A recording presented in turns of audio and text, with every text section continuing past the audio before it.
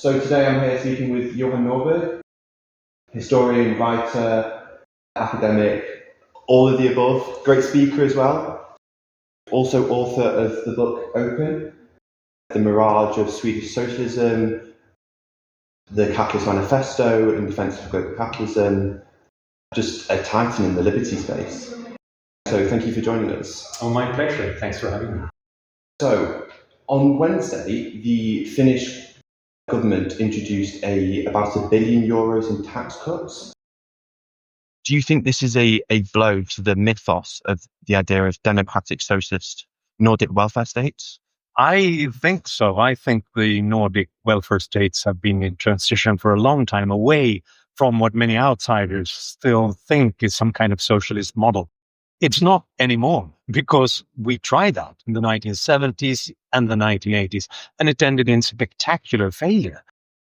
Just look at my own country, Sweden. We had 25 years without any real wage increases, without creating a single net job in the private sector. That's a disaster. The big entrepreneurs, big companies like IKEA, Tetra Pak, H&M, they left Sweden during this period. And after that, politicians from all across the spectrum, even on the leftist side, agree that no, we can't punish innovation, risk-taking, and education in this way anymore. We have to have more open model. It's not perfect. We haven't gone all the way, but it's certainly a blow to the old perspective of how the welfare states function. Yeah, absolutely. And so obviously you wrote The Mirage of Swedish Socialism for the Realities of Socialism project. And one of the things that I found interesting that you wrote about was that in the 1960s, that Sweden was a capitalist, as you used James Otterson's terminology, capitalist inclined, and that it was doing quite well, economically successful. But then there was the transition in the 70s and 80s to a sort of more socialist inclined way of governing. Why do you think there was that switch, there was the transition, that if everything was going so well, why change? Yeah, no, that's an incredibly important question. In 1960, Sweden was already one of the richest countries on the planet, and it was based on a free market model, free trade model, with a fairly limited government, relatively speaking. We had lower taxes than the United States and than other European countries. That's how we built wealth in Sweden historically. But then, of course, if you have all that wealth, you think you're top of the world, you can do anything, you can't fail. That gives politicians some ideas. They think that they can begin to solve all the problems of society top down. They don't have to think about creating wealth, just distributing wealth. So I think that's what happened. It's like that old figure of speech, he that has satisfied his thirst turns his back to the well. You forget about what you need to create new wealth. And that's what happened in Sweden, and it cost us dearly. That's so interesting. Do you think that happened in other Nordic countries as well? Oh, for sure. I think so. Actually, not just Nordic countries. I think that happened around Europe quite a lot. I think in a way it happened to the United States as well. If you have this long track record of being fairly successful, it seems like, we can do anything. You have to focus minds if you're in trouble, if the country is in crisis, if you have problems with development. You have to think hard about how do we unleash creativity, innovation, and entrepreneurship. But once you have some of that wealth, you start to forget it. So that's why we have to remind people of that intellectually instead. Absolutely. And I feel like my own country, the United Kingdom, is suffering from the same problem you mentioned the United States. And so in the 1990s, you write that Sweden focused its mind and concentrated and managed to downsize its government and was able to return to growth and sort of limit the negative effects that it suffered in the 1970s and 80s. What lessons do you think countries nowadays could learn from that downsizing in the 90s?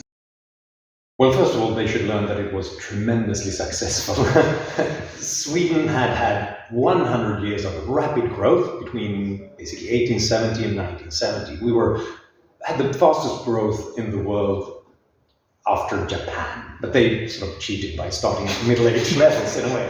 But then for 25 years, we almost ruined it all, and that was the socialist experiment. After 1992, 93, we started to liberalize again. And since then, Sweden has outperformed other countries, other economies. That's something the rest of the world should learn about. Unfortunately, one of the lessons is we only did it because we ended up in a terrible crisis. The early 1990s financial crisis, after a debt and inflation-fueled boom, was disastrous. We had mass unemployment, the banks were collapsing. For a brief moment in time, our central bank had to impose a 500% interest rate. Not 5%, which we think is high nowadays, not 50, but 500%, to get any country, any capital market to lend us any money. It was absolutely disastrous. So that forced us to focus minds. It led even social democrats to say, okay, let's liberalize, let's forget about this. I think the lesson that other countries should take from this is don't wait until that happens. You don't know when markets are going to say, we don't trust them anymore. But when it happens, it's brutal, and it was very painful, both the crisis and the reforms. It's much better if you start early in advance. Absolutely. And one of the things that you talked about that seemed apolitical in the sense that both parties of the Social Democrats and the centre-right used was currency devaluation. And I was wondering what effect that you think it had. And it seemed, from what I understood from your writing, that they were quite limited, that they only had currency devaluation in their toolbox. They didn't think of anything else. What effect do you think that had on the Swedish economy? That's right. That's how we dealt with our competitiveness crisis in the 1970s and 1980s. We just introduced everyday low prices on all our exports by constantly devaluing the Swedish krona. And yeah, that helped for a while, and sort of, okay, now we survived another bout of problems and lack of growth. But obviously we did it not by becoming more competitive, but by having less purchasing power, becoming a less rich economy, and also, in a way, sustaining and protecting some businesses that weren't really competitive. They didn't make the hard decisions to become competitive. It was just that the krona lost value all the time. And that made us less productive. And it meant that we had less expansive businesses, and we became a poorer country for it. Ultimately, it helped to take Sweden out of its economic crisis. Yes, once we did it as a package of all of these other reforms. That's what made the difference. It started in the early 1990s as well, then with this devaluation, which was really more of a market reform. We allow the currencies to float freely on the market. But then it was combined with dealing with the problems that had led to the competitiveness crisis. So we reduced the size of government, we reduced taxes, made the central bank independent, liberalized new markets, electricity, rail, telecoms, and we started to liberalize, reform social security, the pension system, introducing school voucher system, abolishing taxes on wealth and on gifts and inheritance, and lowering corporate taxes. So that was a huge package that made actually the currency, the depreciation, a part of a successful relaunch of the Swedish economy. One of the things I want to ask you about is Milei. So in Argentina, so I want to talk about what pitfalls that he could avoid. So one of the tools that he's using is currency devaluation as well as liberalisation. In fact, I believe they're forecast for 5.5% growth this year, which is excellent. So I was wondering what pitfalls do you think Milei should try to avoid? Yeah, no, I'm pleasantly surprised by how well it's been going. Argentina is a mess. It has been a mess for 80 years. It's such a tragedy because it's one of the most beautiful countries on the planet, and with such amazing culture. Imagine what it would be like if they actually had an economy that functioned, but instead they slowly declined all this time. They need this kind of radical reforms that Milei is doing. What are the pitfalls? One obvious one is that after 80 years of stagnation, you build up these debts to the rest of the world, which makes every single moment in time carries very dangerous, because if the markets lose faith in what happens next, it could rapidly go sour. So they're by no means out of these difficulties yet. One pitfall then, of course, is to delay reforms. This is what we've seen from previous Argentinian reforms. Whenever you do that, and it might be sort of more popular in the short run, the problem is that it doesn't get the budget back into balance, or even a surplus. It doesn't help you to show the rest of the world that you're in control of the situation, so that they will begin to lend to you again. So I think that's one of the major lessons from Sweden. You have to go far and fast. It's a really good piece of advice that I think a lot of countries could really need to heed. One of the things that Millet said is that he wouldn't deal and he wouldn't trade with communist China for being communist, I assume. But I still understand that he is trading, or that Argentina is trading with China. One of the things that you have written about a lot is globalization. And I think a tension between conservatives and libertarians or classical liberals is that they're worried about where some of their goods come from. So Britain right now is worried where their steel is coming from. They don't want to get it from China.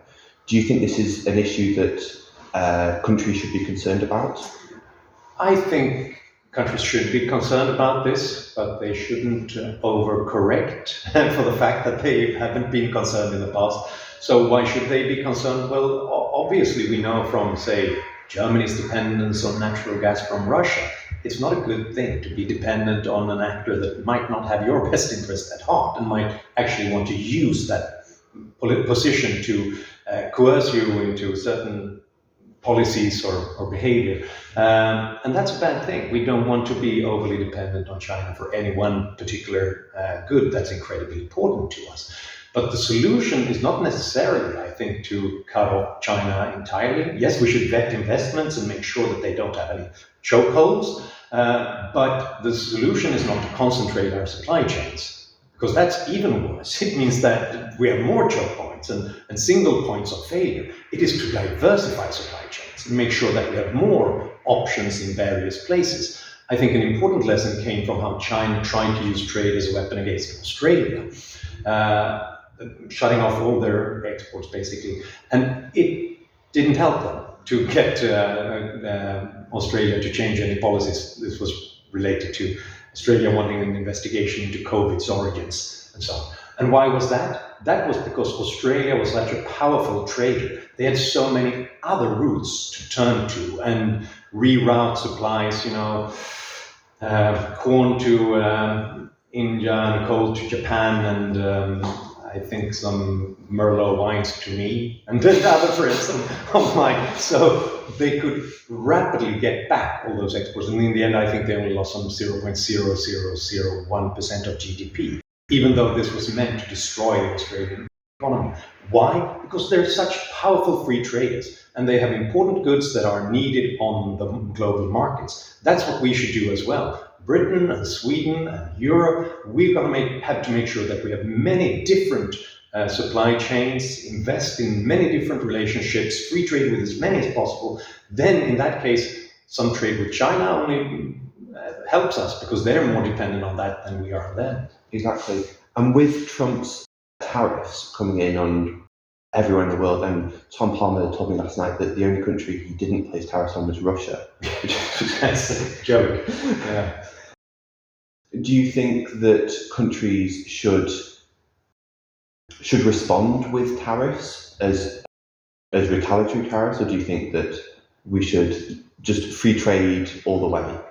Yeah, now it gets tricky, because I know the temptation is there. We want to punch back, but we have to realize that a trade war is a kind of war where we're standing in line, taking turns, punching ourselves in the face as hard as possible. And the key to winning a trade war is not to punch yourself in the face. We can see that now with how the IMF and banks are constantly changing their forecasts for GDP around the world. The ones that suffer the most are well, the United States, they suffer the most. And if they deny themselves access to the brains and the hard work and goods and services of other countries, should we do the same? I'm not sure.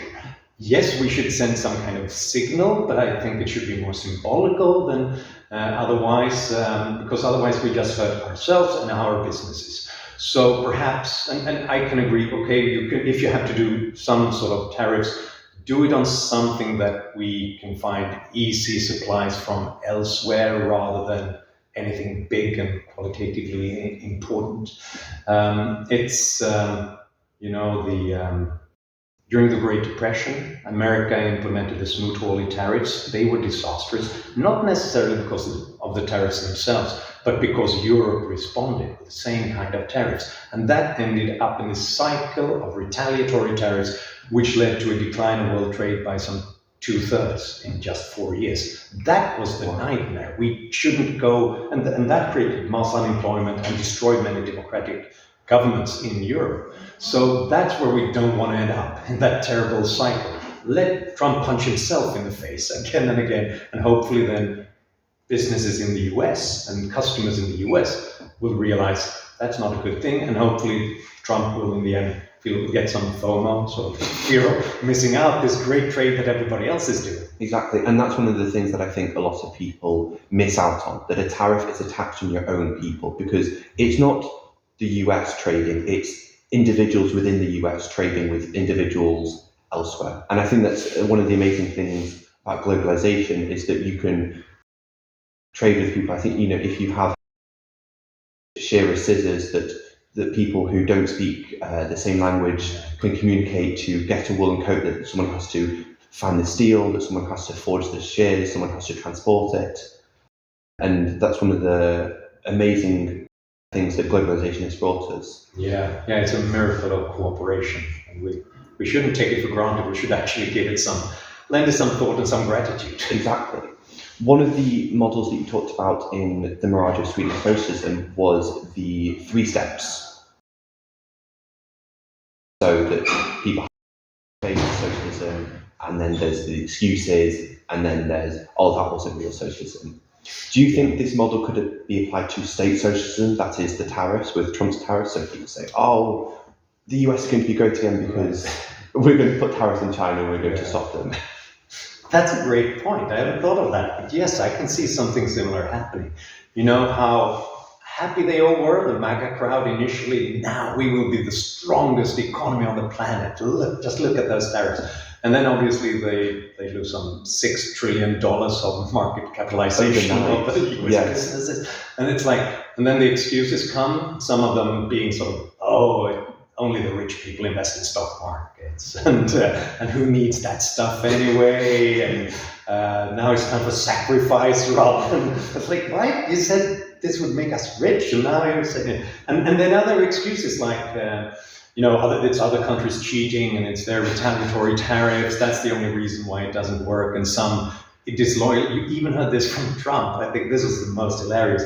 He said, this is the globalist markets who don't want America to succeed. That's why they take their money out of the US stock market. Well, they're actually in it for the money. If they thought that this would be successful, they would invest. So yes, we're in the excuses phase. So now the question is, eventually, will we end up in a couple of months of people saying, that wasn't real protectionism, it was done in the wrong way. They used the wrong ChatGPT formula to calculate the tariffs. We can do it again in a new, smarter way. I'm sure that'll happen. Yes, I'm sure Trump thinks that McKinley didn't put on tariffs correctly. That's right, exactly. And McKinley actually changed his mind eventually. Really? His last speech in Buffalo in September 1901, Trump's great hero, the protectionist President McKinley, said, the time for isolation is over. The important thing now is to expand business and our trade relationships. And this is the exact quote, and trade wars are unprofitable. So if only Trump had the attention span to see what McKinley did after his 2 first years in the White House, he'd get another lesson. Exactly. And one of the points that Lord Hannan makes is that the 3 reasons that Trump gave for protectionism, or for his tariffs, that it's a negotiating tactic. It will make us richer. It will make China poorer. Is that if you take one of those reasons, the other two reasons don't work. Exactly. It's very confusing. Yeah. It's a tactic.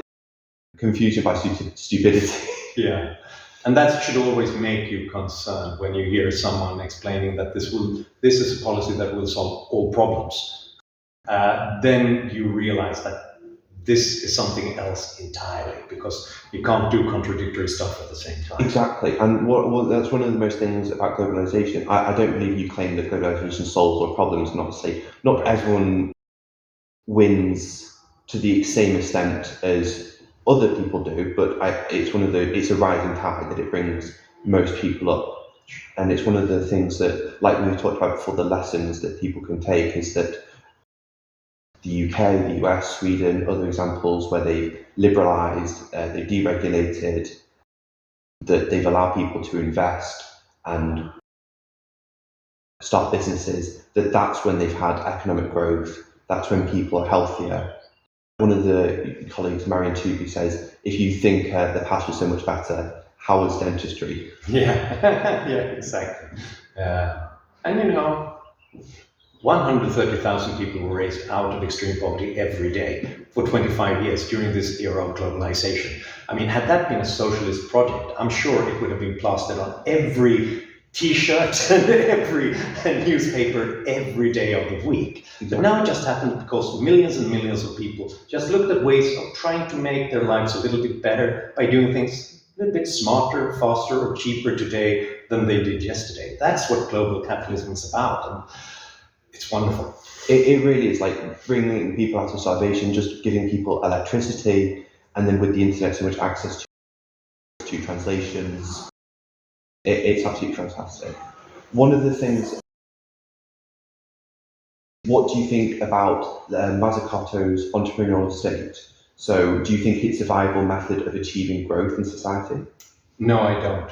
I think this is a dead end. I understand why she's popular with politicians and governments, because they are the heroes of her story. She's telling them that, look, you can identify the sectors and the businesses and just hand them lots of money and guide them to the future, create moonshots in every sphere. Sounds wonderful. I think it underestimates how difficult innovation is. It's as if innovation there's a big innovation button, but businesses don't press it sufficiently often, so let's just push it more often. I think that's a complete misunderstanding of how innovation works. If you look at successful business models, they become successful because they fail and they learn from that failure, trial and error, experiments, and constant feedback from the markets, from users, from investors, and adaptation, and eventually find something that you can scale up. Now, if you're inspired by Mazzucato, what you do is you identify, we need batteries for electric vehicles in Europe. So let's invest $15 billion in a battery factory in Skellefteå in northern Sweden. That's what we did, Northvolt. They had $15 billion and they had lots of orders from car manufacturers, couldn't fail. The problem was, since they got those resources from governments in Canada and Poland and Germany and so on, they also needed to build factories in Canada and Germany and Poland and so on. And they had to do fashionable things, so they invested in AI. They needed a lithium refinery because they had to own the entire supply chain. And they invested in new forms of battery for aviation, for wood-based batteries, because that sounded environmentally friendly, right? So they did everything except one tiny detail, and that's producing batteries for electric vehicles in that factory in northern Sweden. They never got around to creating a successful factory to produce those batteries on time. Wow. So they have now collapsed disastrously after having wasted $15 billion. And that tells me it's not a lack of political motivation and goals or taxpayer money or needs or anything. It's a lack of this insight that you don't start with $15 billion. You start small scale with entrepreneurs who try things out and constantly learn and discover how to do things. And then eventually you succeed. And then you scale that up. The Mazzucato model, I think, is a way of trying to have governments picking winners, but governments are bad at picking winners, but the losers are very good at picking governments. And they know how to tailor-make their business model and their memos to sound fashionable and great, but then they lose sight on the real business model that they should invest in. Well, you're exactly right. It's sort of a technocratic fallacy where they think the governments can pick the winners. But one of the things that they overlook is that 99% of new businesses fail. Yeah. And that's exactly right, that entrepreneurs have to try and adapt, and they try different ways until one succeeds. And I think... And that means not even the entrepreneurs have any idea what will succeed in the future. So, and they are in touch with the market constantly, and they risk their own money. So why, if they fail most of the time, why would politicians who don't have that access to constant market signals and do not risk their own money, but have other motivations? They want to win the next election, they want to do fashionable stuff and so on. How could they see a future that even entrepreneurs and scientists can't? You're exactly right. And the other thing, they don't know the resources that are available. For, the OPEC oil crisis, they put an oil tanker in their garden, and then overnight there was the OPEC crash, and then their oil was insanely expensive. Right. So that even people who are risking their own money, they can't know what's going to happen tomorrow. They don't know all the resources, even though they do have that access to the price information. And do you think it's the government's role to incentivize entrepreneurship, or is that something that they should just leave and deregulate? If you understand what I'm trying to say, that entrepreneurs are so important in society, in the capitalist process. Yeah. But then people think, the government should do something to help them or incentivize them. Do you know the old ancient philosopher Diogenes lived in a sort of a shack somewhere? The story is that he's very sort of stoic-minded and wasn't interested in material possessions or anything. Didn't take a bath, apparently. And it said that Alexander the Great visited him because he was so impressed. And he was standing there, you're a fascinating philosopher. What can I do for you? What's the best thing that I can do? And he said, step away. You're blocking the sun. That's what I want. And that's what I think that entrepreneurs should say. Yes, entrepreneurship is tremendously important. And that's why governments should step away from the sun. They should step away from trying to come up with particular incentives that guide them towards a particular way of doing things or a particular sector, because the politicians don't know that better than the billions and billions of people who are acting with their local knowledge and individual creativity. The best incentive then is to don't punish them by standing in the way of the sun and of potential revenue, capital markets, openness. So deregulation and tax cuts, that's the best thing politicians can do. Yes, and it's one of those things where businesses are spending so much time on the paperwork and on the licenses to run their business, like licenses for florists, for example. It's absolutely insane. And they're spending so much money on the bureaucracy, on the paperwork, and they're not on the actual business. Yeah. And it's quite incredible to think that people are becoming bureaucrats in themselves rather than entrepreneurs. It's difficult enough in itself to create a business model that actually works. But if you also have all those requirements and regulations, it's like a small business owner I met in Sweden recently that had started a new cafe in a nice location. And he just told me, you know what, if I had known how tricky and difficult it is to get all of this through bureaucracy, I would never have done this. So I'm glad I was ignorant about all of that. Because he wasn't as good at making coffee and painting furniture. He's not good at handling like those piles of documents and relationships with bureaucrats all the time. Yeah. The important thing is the relationships with your community. That you don't get people, you sort of get soulless change rather than, and there's nothing wrong with change, but when you have entrepreneurs that know their community, that are there and then they can service a product, they don't need a big paper on the wall to say that they can pour a cup of coffee for somebody or tie a flower bouquet in a bow. Exactly. Well, Johan, it's been an absolute pleasure talking to you. Do you have anything else that you'd like to say, or book, or you'd like to mention? I might then say that I've actually just written a new book about these things, but from a historical perspective. So it's called Peak Human, what we can learn from the rise and fall of golden ages. So it's looking at different cultures and civilizations from ancient Athens and onwards. What made them flourish? How was it that we suddenly got this explosion of creativity and economic growth in lots of places? And why did they eventually decline? And most importantly, what can we learn from that to make sure that our own golden age doesn't end?